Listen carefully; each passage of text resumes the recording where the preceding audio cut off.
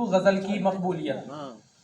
میں اپنے اصل موضوع پہ آنے سے پہلے میں بشیر بدر صاحب کی ایک غزل پیش کرنا چاہوں گا۔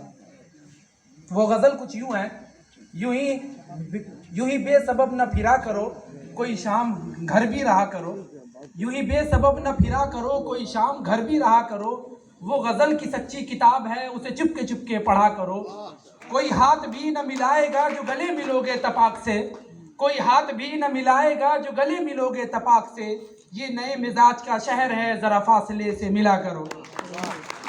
ابھی راہ میں کئی موڑ ہیں کوئی آئے گا کوئی جائے گا، ابھی راہ میں کئی موڑ ہیں کوئی آئے گا کوئی جائے گا، تمہیں جس نے دل سے بھلا دیا اسے بھولنے کی دعا کرو۔ مجھے اشتہار سی لگتی ہیں یہ محبتوں کی کہانیاں، مجھے اشتہار سی لگتی ہیں یہ محبتوں کی کہانیاں، جو کہا نہیں وہ سنا کرو جو سنا نہیں وہ کہا کرو۔ معزز سامعین، اب میں اصل موضوع پہ آؤں۔ غزل اردو زبان کی سب سے مشہور و مقبول صنف ہے۔ اس میں شاعر اپنے دل پر بیتی ہوئی کیفیات کو لوگوں کے سامنے واضح کرتا ہے۔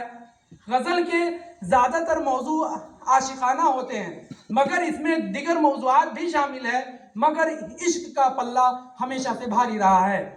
اور اسی طرح غزل کی مقبولیت کا سب سے بڑا راز بھی یہی ہے کہ اس کے اندر عاشقانہ موضوع موجود ہے۔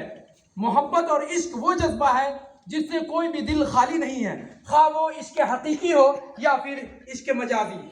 شاید ہی کوئی ایسا دل ہو جو عشق کے جذبات سے خالی ہو، اور عشقیہ جذبات کو بہترین انداز میں بیان کرنے کا ہنر اگر کسی کے اندر ہے تو وہ غزل کے اندر ہے۔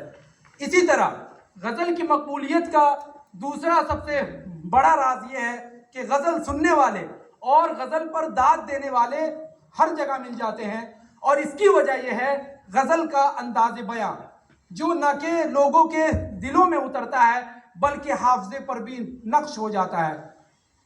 اسی طرح غزل ایک ایسا آئینہ ہے جس میں ہندوستان کی کئی سو سال کی تہذیب و معاشرتی زندگی کے خد و خال نظر آتے ہیں۔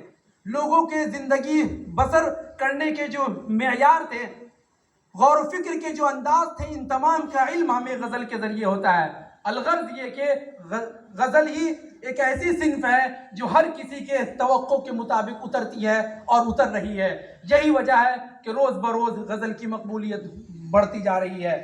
اب میں آخر میں اپنے پٹنہ ضلع سے مشہور تعلق رکھنے والے کلیم عاجز صاحب کی ایک غزل کے ساتھ میں اسٹیج کو چھوڑوں گا۔